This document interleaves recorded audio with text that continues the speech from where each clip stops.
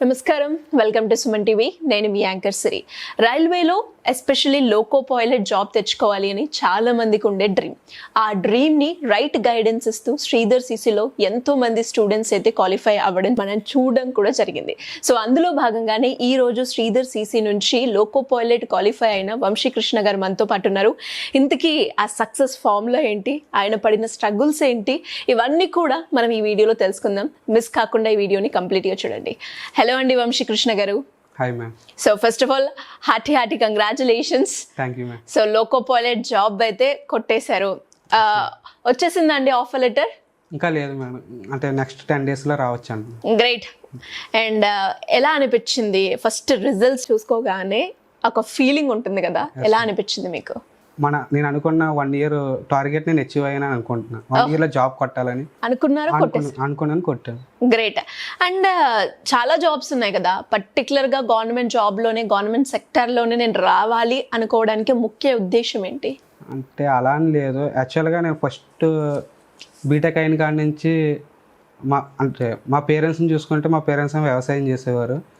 మా పెద్దనాళ్ళు చూస్తే వాళ్ళ సంథింగ్ గవర్నమెంట్ జాబ్లోనే సెటిల్ అయ్యారు. సో వాళ్ళని చూసి నేను కూడా సెటిల్ అవ్వాలి అంటే, మా పెద్దనాళ్ళు వాళ్ళ ఫ్యామిలీ ఏమో ఒక రేంజ్లో ఉంటుంది, మాదేమో ఫార్మర్ అంటే కొంచెం వాళ్ళకన్నా లోకనే ఉంటాం. కానీ వాళ్ళు చిన్న వయసులో ఇద్దరు సమానంగానే ఉన్నారు. కానీ ఎదిగాక వాళ్ళ పిల్లలకు డిఫరెన్స్ అంటే, వాళ్ళ పిల్లలు హయ్యర్ స్కూల్స్లో చదివారు.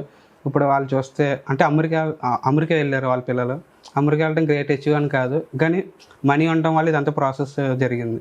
సో ఇటు పక్కన నేను చూస్తే నన్ను బాగానే చదివించారు, కానీ ఎక్కడో దేనికైనా వెళ్ళాలంటే మనీ ప్రాబ్లం అయ్యేది. సో అది చూసి అది ఎక్కువ బ్రెయిన్లో ఫీడ్ చేసుకుని, ఓకే మనం గవర్నమెంట్ జాబ్ కొడితే మన ఫ్యామిలీ అంటే నేను ఇంప్రూవ్ అవ్వడం కాదు, నా ఫ్యామిలీ కూడా ఇంప్రూవ్ అవుతుందని నేను భావించాను. ఓకే. అంటే ఫస్ట్ అటెంప్ట్లోనే వచ్చేసిందా మీకు? నేను రైల్వే ఈ ఏఎల్పీకి అయితే ఫస్ట్ అటెంప్ట్లోనే వచ్చింది. ఓకే. మరి శ్రీధర్ సిసిలో ఏ కోర్స్లో జాయిన్ అయ్యారు మీరు? నేను ఇనిషియల్గా బ్యాంకింగ్ అని జాయిన్ అయ్యాను. కోచింగ్ అయ్యాక నాకు హెల్త్ బాగోక నేను ఇంటికి వెళ్ళిపోయాను. దాని తర్వాత కరోనా వచ్చింది. కరోనా వల్ల నేను ఇంకా అక్కడ ఉండిపోయాను. తర్వాత ప్రైవేట్ సెక్టర్కి వెళ్ళిపోదాం అని చెప్పి ఇంక బ్యాంకింగ్ మానేసి అటు ట్రైల్ వేస్తే అటు జాబ్ వచ్చింది. పెద్ద ఎంఎన్సీ కంపెనీలోనే వచ్చింది. మళ్ళీ ఏమైంది? ప్రైవేట్ జాబ్ బాగానే ఉంది, ఎంఎన్సీ అంటే వ్యవసాయం కదా. మా ఫాదర్ చుట్టుపక్కల వాళ్ళు అందరూ చెప్తూ ఉంటారు, ఇంకెన్ని సంవత్సరాలు ఇంటికాడ ఉంటావు, గవర్నమెంట్ అది తేలిక కాదు, జాబ్ చేస్తా కూడా నువ్వు ప్రిపేర్ అవ్వచ్చు అని చెప్తూ ఉంటారు కదా ఫ్రెండ్స్. అలా ఇంటి పక్క వాళ్ళు కూడా చెప్పడం వల్ల సరే ఎందుకు పేరెంట్స్ని ఇబ్బంది పెట్టడం అని చెప్పి నేను అటు సైడ్ వెళ్ళాను. అటు సైడ్ వెళ్ళాక 1 year బాగానే చేశాను. వాళ్ళు 1 year చేసాక కూడా నాకు ఇంక్రిమెంట్ పెద్ద అనిపించలేదు. ఓకే. సో దాని తర్వాత మళ్ళీ ఇటు సైడ్ రావడం జరిగింది. నేను అంటే 1 year టార్గెట్ పెట్టుకుని వచ్చాను, రావడం అంటే నాకు ఇన్కమ్ కూడా పేరెంట్స్ నుంచి కొంచెం తగ్గింది. సో నేను ఒకటి పెట్టుకున్నా, ఇంకో 1 year చేస్తే నాకు ఒక అమౌంట్ వస్తుంది పిఎఫ్ కింద, అది పెట్టుకునే వచ్చాను ఇక్కడికి. రావడం నా పిఎఫ్ అమౌంట్తోనే నేను విత్డ్రా చేసుకుని నేను లాస్ట్ ఇయర్ ఆగస్ట్లో వచ్చాను. అలాగే నేను అవి అమౌంట్ నాకు ఒక 6 months 7 months వచ్చినాయి. దాని తర్వాత నాకు కొంచెం ఇబ్బంది అనిపించి మన శ్రీధర్ సిసిలోనే కొంచెం కంటెంట్ సైడ్ ఇలా జాబ్ తీసుకుంటారని తెలిసి నేను ఇలా కాంట్లో జాయిన్ అయ్యి నాకు ఎంతో కొంత ఒక పాకెట్ మనీ టైపు నేను ఇక్కడ నుంచి చదువుకునేలాగా నాకు కొంచెం సపోర్ట్ చేసింది. ఓకే. సో ఇప్పుడు కూడా నేను అందులో అంటే నాకు జాబ్ వచ్చాక కూడా వెళ్ళలేదు, ఎందుకంటే ఏఎల్పీ అనే కాదు ఇంకా బ్యాంక్స్ కూడా నేను మెయిన్ జాయిన్ అయ్యింది బ్యాంక్లో జాయిన్ అయ్యాను కాబట్టి బ్యాంక్ కొట్టి వెళ్దామని నేను ఆ మోటివేషన్తోనే ఉన్నా. కానీ జాయిన్ అవ్వడం ఏఎల్పీలోనే జాయిన్ అవుతాను. అంటే నేను ప్రైవేట్ జాబ్ మానేసి ఇటు వచ్చాక ఆగస్ట్లో జాయిన్ అయ్యాను.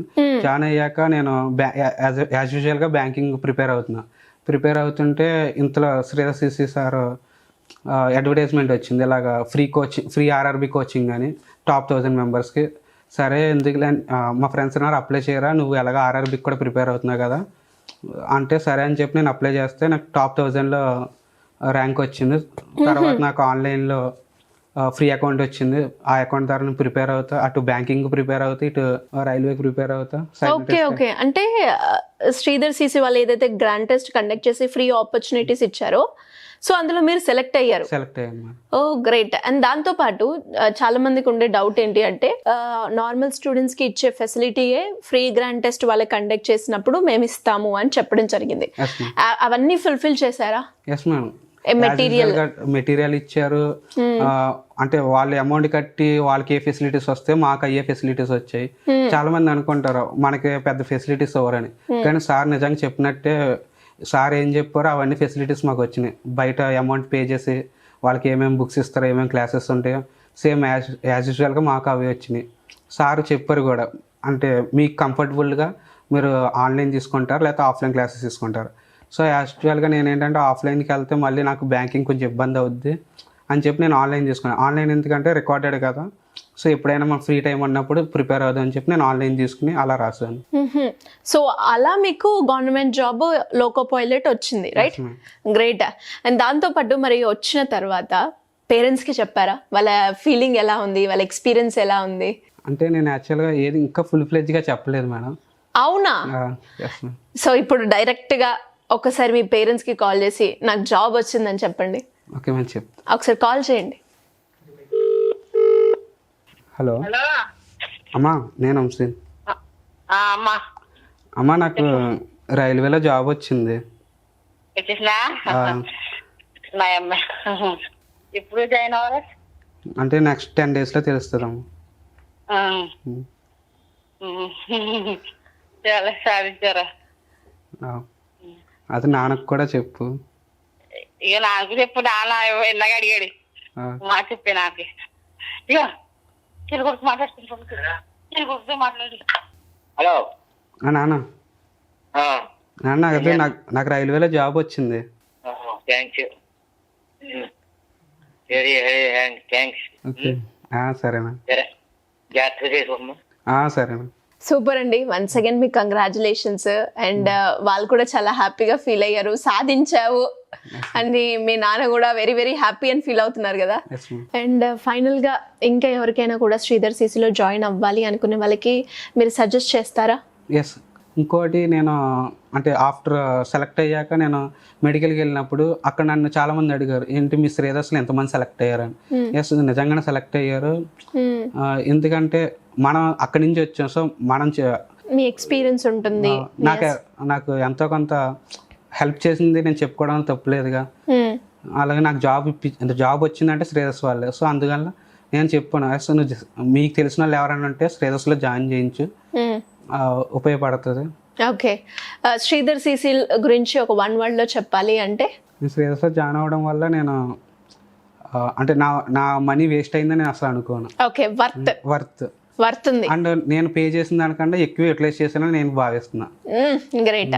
అండ్ చివరిగా మిమ్మల్ని ఒకటి అడగాలనుకుంటున్నాను. అంటే మనం ప్రిపేర్ అయ్యే ప్రాసెస్లో, మనకి జాబ్ రాని ప్రాసెస్లో మనల్ని సూటిపోటిగా అనేవాళ్ళు చాలా మంది ఉంటారు. సో అవన్నీ ఖాతాలు రాసుకునే ఉంటారు కదా. సో ఆ బాకీ తీర్చేసుకుందామా? సార్ చెప్పారా యాక్చువల్లీ ఇవన్నీ ఇలా రాసుకో, తర్వాత నీకు జాబ్ వచ్చాక తిరిగి మరి వచ్చేసింది, తిరిగి ఇచ్చేయాలి కదా.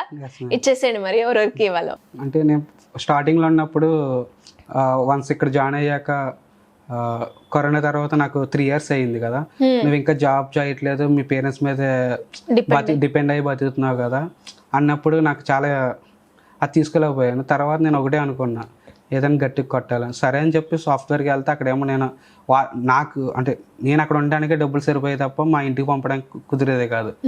సో ఇది కాదు లైఫ్ అని నెక్స్ట్ నేను ఇలాగ బ్యాంకింగ్ సైడ్ వచ్చాక ఇలాగ గ్రాండ్ టెస్ట్లో క్వాలిఫై అవ్వడం, తర్వాత ఏఎల్పి సెలెక్ట్ అవ్వడం.